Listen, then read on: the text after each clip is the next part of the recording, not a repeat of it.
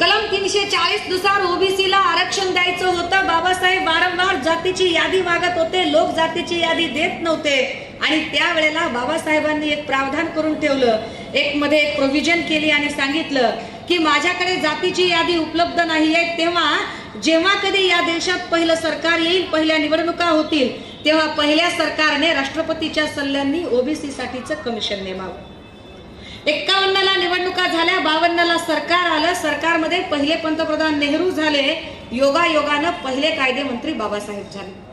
बाबासाहेब कायदेमंत्री झाले. कायदेमंत्री झालेले बाबासाहेब नेहरूंना सांगताहेत, Nehruji, as per we committed to people we have to establish the commission for OBC.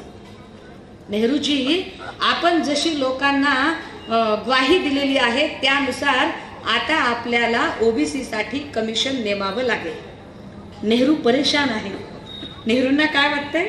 नेहरूंना वाटतंय, अरे बापरे, आधीच या माणसाच्या प्रभावाखाली एवढे लोक आहेत, आधीच या माणसाच्या प्रभावाखाली नुसते एससीतलेच काय, अगदी एससी लोक आहेत, बौद्ध आहेत, मातंग आहेत, चर्मकार आहेत. अगदी त्याच वेळेला इथला एवढा मोठा पंजाब मधला वाल्मिकी समाज, तो वाल्मिकी समाज सुद्धा या माणसाच्या प्रभावाखाली आहे.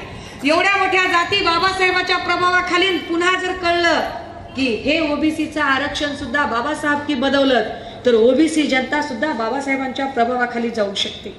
मग करायचं काय? हा प्रवाह रोखला पाहिजे. नेहरू साफ शब्दात नकार देतात. ओबीसीच्या रिझर्वेशनला नेहरू नकार देतात. काँग्रेसला ठप्पा मारणाऱ्यांनी नीट लक्षात ठेवायचं. इलेक्शन मध्ये आमचा हात इंद्रामाईचा हात करणाऱ्यांनी नीट लक्षात ठेवायचंय की तुमच्या सोबत गद्दारी करणारे लोक कोण होते. मावशी अक्का, विचार करा पक्का, हातावर मारा शिक्का, ते रोजच लावतोय तुक्का. त्यांनी थुक्केच लावत जायचे आणि तुम्ही शिक्केच मारत जायचे. बाबासाहेब वारंवार सांगत होते आणि नेहरूंनी स्पष्ट शब्दात सांगितलं की मी ओबीसी रिझर्वेशन हे करणार नाही, मी हे कमिशन आणणार नाही. जेव्हा नेहरूंनी कमिशनला नकार दिला, बाबासाहेब सांगतात, look, this chair is only a media for me. सत्ता मात्र एक माध्यम है माझ्यासाठी, एक जरिया है बस, और जो काम मैं करना चाहता हूं वो काम अगर इस जरिए से नहीं हो सकता तो आई रिजाइन दिस पोस्ट, मैं इस्तीफा देता हूं इस पोस्ट पे.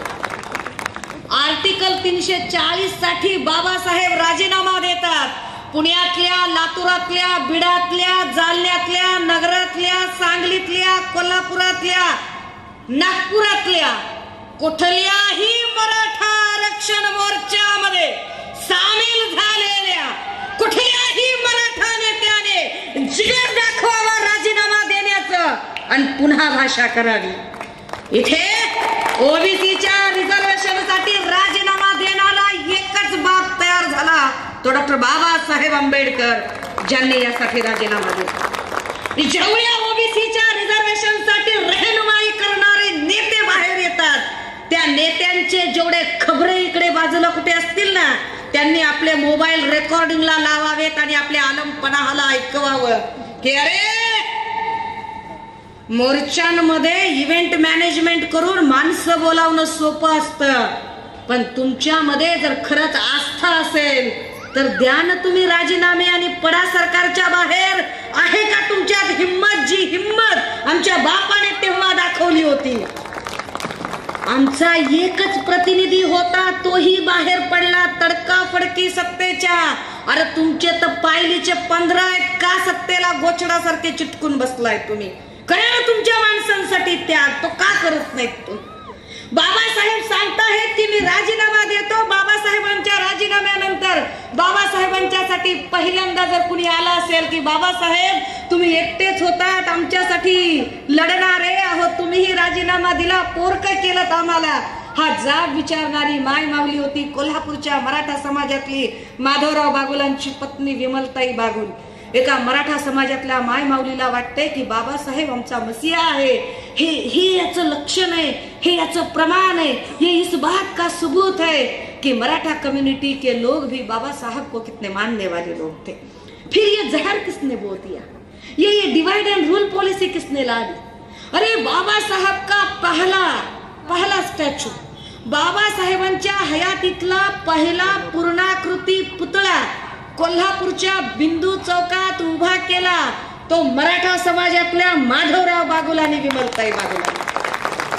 मग ही इतकी घट्टना तुटली कशी काय? ही घट्टना तोडली कुणी? हे विष पेरलं कुणी?